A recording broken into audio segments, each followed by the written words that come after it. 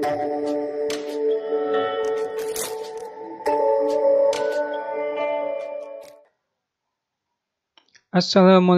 warahmatullahi wabarakatuh. Kembali lagi dengan Kimia Edukasi.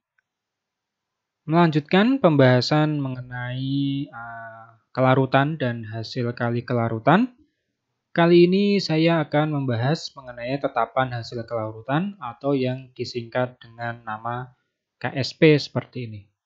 Nah, tetapan hasil kali kelarutan nanti berhubungan sama nilai dari kelarutan itu sendiri. Nah, pada kesempatan kali ini saya akan membahas mengenai KSP-nya dulu. Jadi rumusnya nanti dari tetapan hasil kali kelarutan itu adalah seperti ini. Jadi ini reaksinya adalah seperti ini, AX-BY, seperti ini. Kemudian terjadi reaksi bolak-balik. Nah, kemudian akan menjadi rumusnya seperti ini. XA. Kemudian di sini ada ionnya, yaitu yang di atas ini adalah Y plus YB pangkat X min. Nah, seperti ini. Nah, dari mana X dari Z ini? Jadi kalau dijabarkan mudahnya, X ini yang X di bawah itu nanti dia akan menjadi ini di depan A. Kemudian X ini juga nanti akan menjadi posisi X pangkat min ini sebagai ionnya. Kemudian yang Z juga sama. Yang Z ini nanti dia akan masuk ke sini. Jadi pangkat dari A. Z ini juga akan masuk ke bagian koefisien dari B ini. ZB pangkat X pangkat min. Ini reaksinya seperti ini. Maka nanti nilai KSP-nya, nilai dari KSP itu seperti ini. KSP sama dengan, buat kurung kurawal seperti ini, A pangkat Z plus, tutup, kemudian X yang ada di sini itu akan menjadi pangkat di sini. Nah, seperti ini. Y-nya juga, yang B juga sama. Berarti di sini B pangkat X min, ionisasinya ya. Kemudian yang menjadi pangkat adalah Y-nya. Nah, jadi ini adalah rumus dari KSP. Kalau dijabarkan, berarti yang Y plus ini dia nanti masuk, tetap ada di dalam posisi yang ionisasinya yang ada di atas ini, ionnya, maka posisinya ada di dalam kurung. Kemudian X-nya yang di bawah ini dia akan masuk ke sini. Begitu juga dengan posisi yang B ini. Sehingga di sini ada X pangkat min-nya tetap di dalam, Y-nya dia masuk ke sini. Nah, seperti ini. Ini adalah rumus dari KSP. Nah, seperti ini. KSP sama dengan AZ plus, kemudian ada pangkat X sama Y-nya.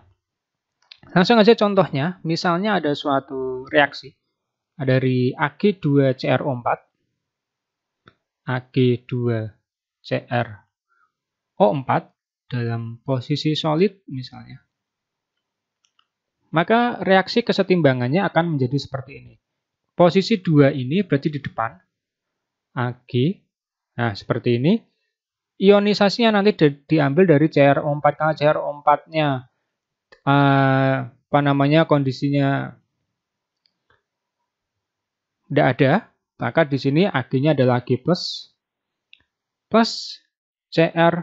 CrO4 itu gabungan ya, tidak bisa dipisah. Di sini posisinya adalah aqueous, ini juga aqueous.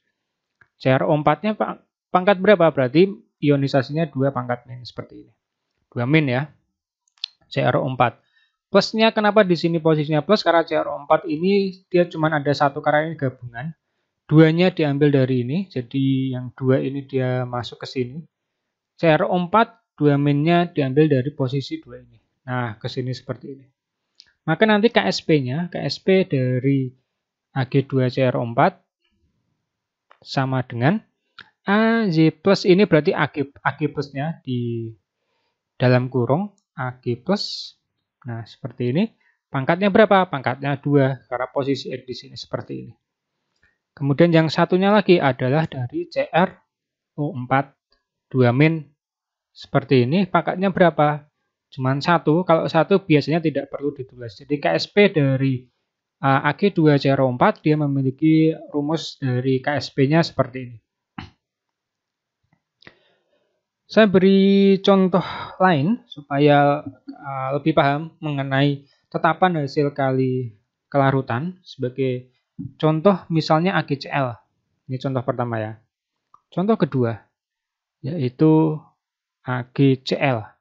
Maka nanti dia akan memiliki reaksi kesetimbangannya, ini S ya, solid. Maka menjadi Ag plus Cl-.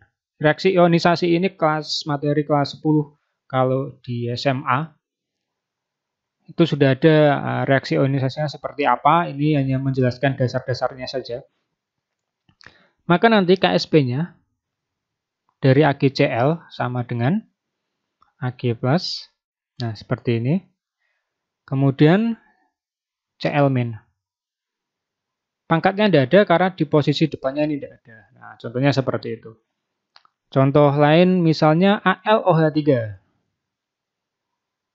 Misal contoh lain adalah AlOH3. OH-nya seperti ini posisinya. AlOH3. Maka reaksi ionisasinya yang terjadi adalah yang depan adalah Al3+. Nah, Al3+ ya, plus OH-nya adalah 3OH-. Kenapa di sini min? Karena Al-nya di sini 1 koefisiennya. Nah, kita tahu bahwa pangkatnya dari B ini adalah berasal dari X ini, dari AX ini. Al-nya cuma 1, di sini tidak ada. Maka KSP-nya sama dengan, nah seperti ini, berarti Al3+ dalam kurung, yang 1 yang OH-nya berarti OH-nya di dalam kurung, pangkatnya adalah pangkat 3. 3 itu berasal dari posisi depan ini.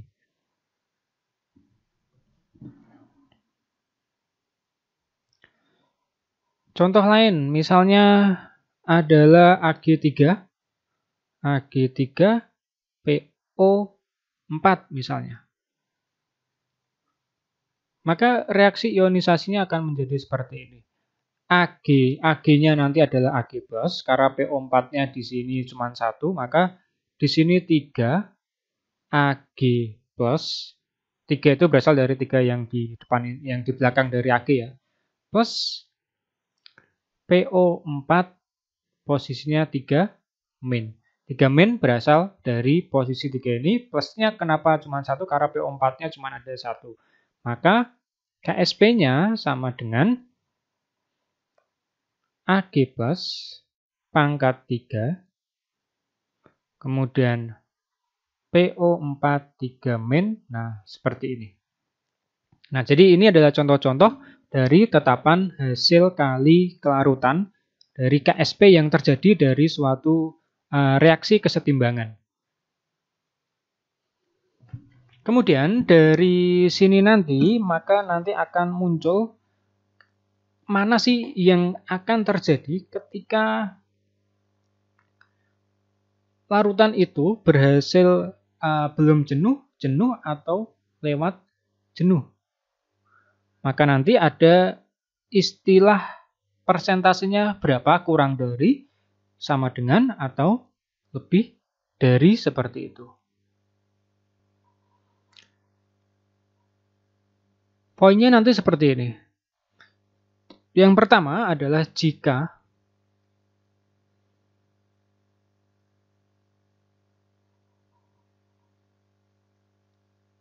Ag+, kemudian di sini ada Bx-, pangkat J ya, di sini. Ini pangkat X berarti dia kurang dari nilai dari KSP dari AX/BY, maka nanti larutannya dia belum jenuh. Jadi larutannya belum jenuh, artinya dia bisa ditambahkan terus dia terlarutnya seperti itu, bisa ditambahkan terus-menerus karena dia belum jenuh di sini.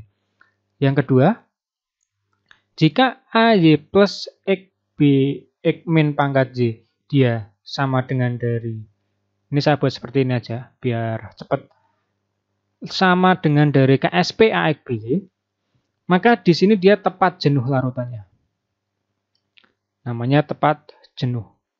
Dan yang ketiga, jika AJ plus pangkat XB X min pangkat J lebih dari nilai KSP AX BY, maka larutan ini dia sudah lewat jenuh.